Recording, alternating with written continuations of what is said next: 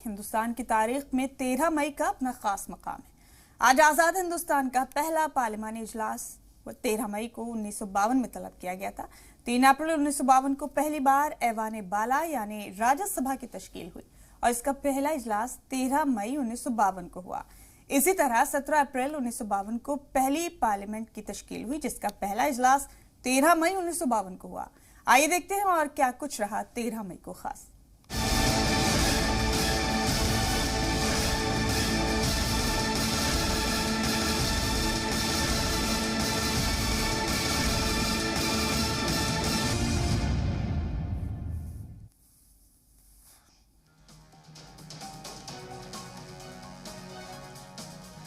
अठारह 1830 में इक्वेडोर का कयाम हुआ। जुआन जोरा फ्लोरेंस पहले सदर बने।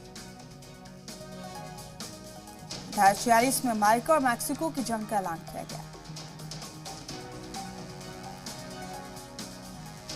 1905 में हिंदुस्तान के साबिक सदर जमहूरिया फखरुद्दीन अली अहमद की पैदाइश हुई।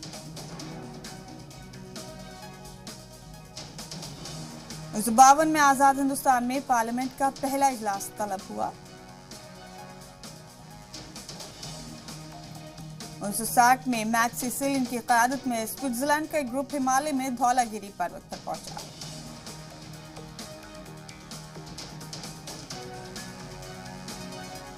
1962 में सर्वपल्ली राधाकृष्णन मुल्क के दूसरे सदर जमहूरिया बने।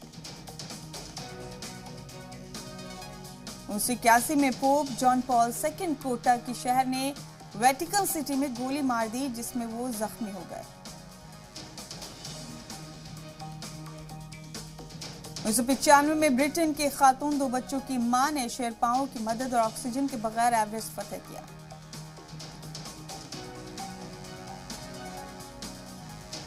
1998 में हिंदुस्तान ने 2 जौहरी टेस्ट किए।